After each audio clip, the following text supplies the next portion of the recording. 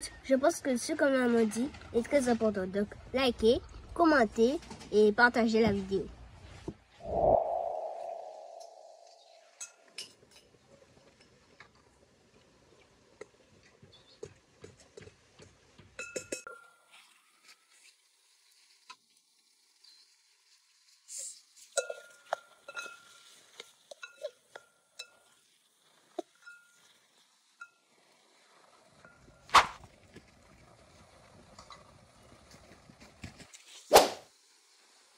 Je crois que ça commence.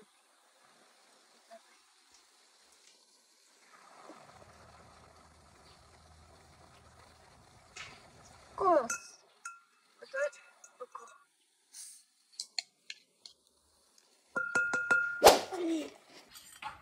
Chiboudem prend l'avion. C'est le nom du premier épisode des aventures Chiboudem dont je vous ai déjà parlé, qui sont bientôt à apparaître. Donc, restez à l'écoute, restez vigilants parce que c'est pour bientôt. Certains d'entre vous m'ont demandé pourquoi avoir écrit les aventures Chiboudem, pourquoi écrire ces aventures-là et pourquoi est-ce que c'est important pour moi. C'est une très bonne question. Chiboudem arrête de faire le clown. C'est une très bonne question à laquelle je vais tenter de répondre aujourd'hui.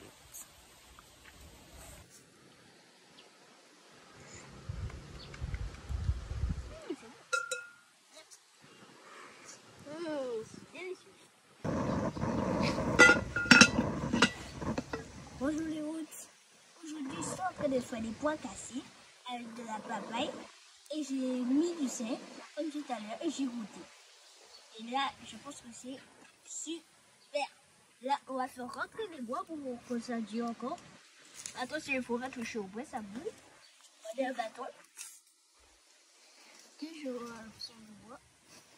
Et là, après ça va cuire et après ça va sécher et après on pourra déguster mon repas. Les aventures Chiboudem, c'est quelque chose que j'ai dans mon cœur depuis très longtemps, avant même de savoir que j'allais avec ma famille faire ce retour en Afrique.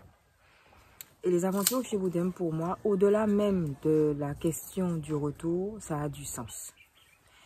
Et je dirais même que la question du retour en Afrique n'a de sens pour moi que par rapport à cette question de l'enfance, à cette question de Chiboudem. Parce que d'abord, c'est Chiboudem qui a précipité ce départ. Il n'y avait pas que ça, mais il y avait surtout ça. C'est surtout par rapport à Chiboudem. Si vous n'êtes pas au courant de l'histoire, je vous conseille, je vous invite à retourner voir nos précédents épisodes. Mais c'est par rapport à Chiboudem d'abord que nous avons décidé de faire ce retour. Chiboudem a été l'élément déclencheur, le détonateur qui a fait que les choses se sont précipitées. Et ça veut dire beaucoup. Ça a un sens extraordinaire, très profond. Parce que Chiboudem, pour nous, c'est l'avenir. Et dans le contexte dans lequel on était, on sentait que notre fils n'avait pas d'avenir. En tout cas, selon nos valeurs, selon notre façon de voir le monde, selon notre vision et selon ce que nous, on voulait lui apporter. Donc, revenir en Afrique pour nous, c'était, oui, reprendre contact avec nos racines, découvrir cette part de nous que nous ne connaissions pas et que nous découvrons. Ça avait ce sens-là, mais ça avait surtout le sens de créer impossible pour notre fils, pour son avenir. Impossible qui soit vivable, impossible qui soit en cohérence avec notre vision du monde et ce qu'on souhaite pour lui. Après, il doit être bonne. Oh, c'est bon. Quand les papayes sont bonnes, on va rajouter un petit peu d'eau.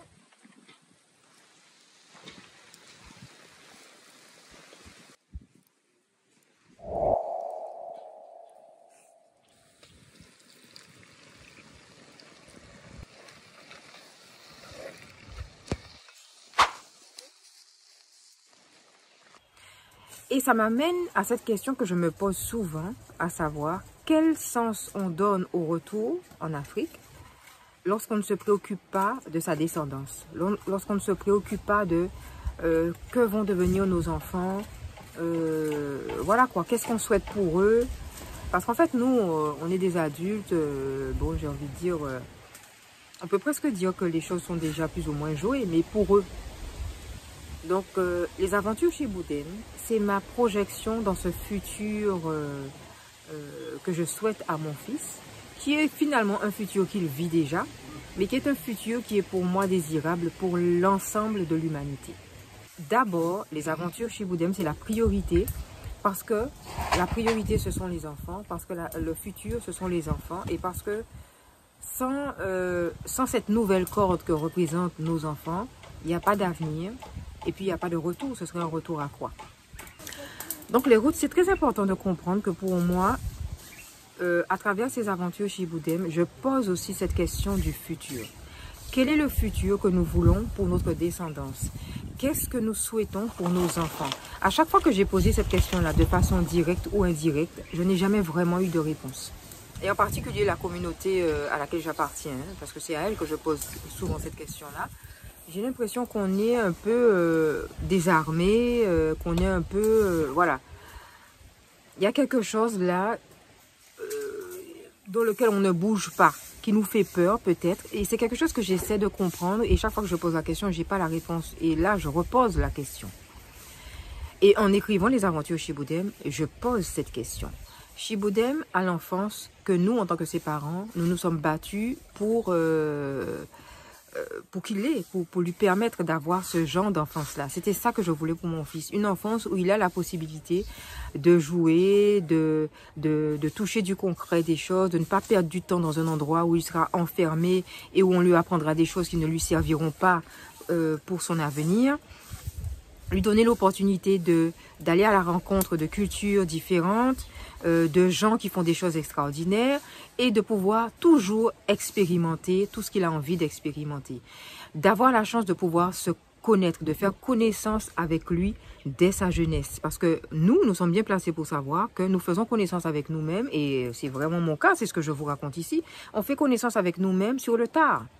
Parce que toutes nos années d'enfance et de jeunesse nous ont été volées par un système qui nous prend notre énergie, qui nous prend notre histoire, qui nous prend nos potentialités, qui nous prend notre lumière. Moi, j'ai voulu créer pour mon fils un contexte où cette lumière puisse lui être sauvegardée et qu'il puisse en bénéficier et surtout la regarder et voir ce qu'elle lui dit. Et donc, chez Boudem prend l'avion. Les aventures chez Boudem, c'est ça. C'est l'illustration de ce que ça peut être une vie où l'enfant a la chance de se connaître, a la chance d'aller à la rencontre de lui-même, a la chance de découvrir le monde autour de lui et a la chance de ne pas avoir à se battre pour pouvoir exister et exprimer sa singularité, laisser son empreinte particulière dans ce monde. C'est tout ça les aventures chez Boudem. Et ça commence par chez Boudem prend l'avion. Ça commence par chez Boudem prend l'avion parce que chez Boudem, j'ai voulu raconter des choses depuis le départ, quitte un environnement avec ses parents et va à la rencontre d'un autre environnement. Et donc, à travers toutes ces différentes aventures, on a non seulement le monde de chez Boudem, mais on a dépeint à travers les yeux de chez Boudem le monde de ses parents aussi, ce que ses parents vivent, ce que le monde des adultes vit autour de lui, ainsi que sa vie d'enfance qui découvre la vie en fait. Donc, voilà, je voulais répondre à cette question. Pourquoi j'ai écrit ces aventures chez Boudem? Pourquoi ça a du sens pour moi? Parce que c'est un message que je lance au monde, à vous qui faites partie de ma communauté. Quand je dis ma communauté, je pense à l'Afrique. Je pense aux Africains du continent africain, les Africains qui sont partout dans le monde. Mais je pense de manière beaucoup plus large à tous les êtres humains. Parce que ce voyage en Afrique m'apprend aussi que je ne suis pas qu'une Africaine, quoi. Je suis beaucoup plus que ça. Nous sommes beaucoup plus que ça. Et c'est aussi ce que chez Boudem découvre dans ses aventures. Donc, c'est ça, chez Boudem prend l'avion. C'est ça, les aventures chez Boudem.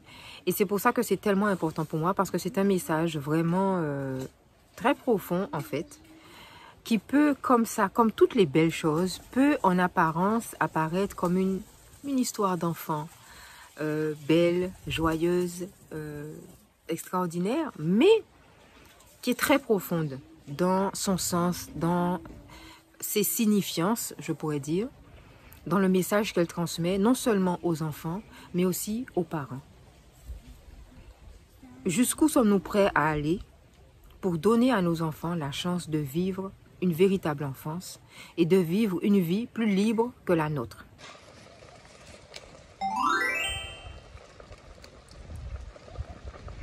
Stop! Il y a trop d'huile.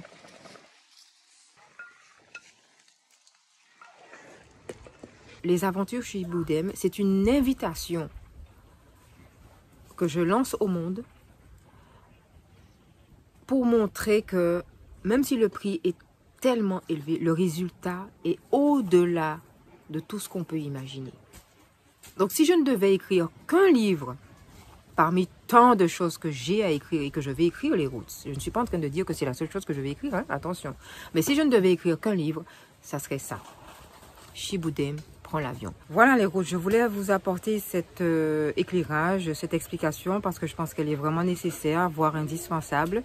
Chez Iboudem prend l'avion est déjà écrit. Je suis en train de voir au niveau de l'édition comment ça va se passer. La suite au prochain épisode, je vous en donnerai des nouvelles. Mais en tout cas, restez en veille, restez en éveil parce que ça arrive et je pense que c'est une belle chose que ça arrive.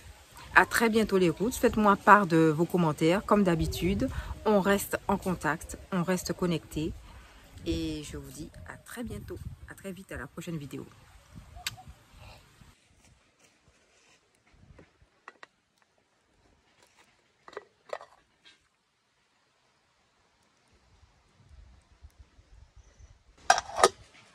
Vous allez deviner qu'est-ce qu'il y a dedans. C'est quoi chez Iboudem? C'est une tisane. Je vais le mettre sur la table. Pas que ça tombe.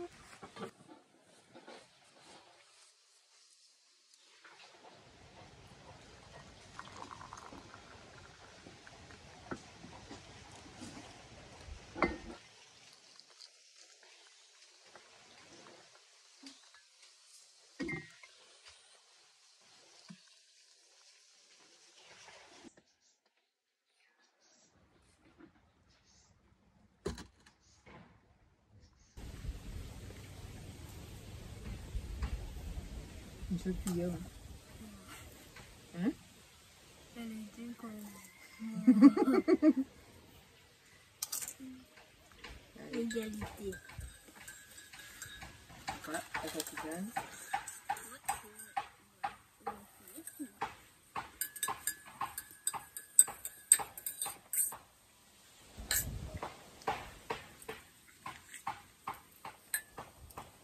Elle est où?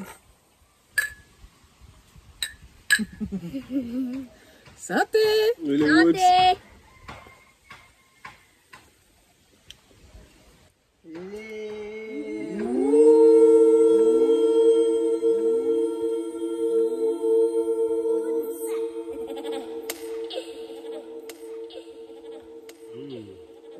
Ah ouais. Alors, qu'est-ce qu'il y a dedans? Qu'est-ce qu'il y a dedans? L'Annette donne une Annette.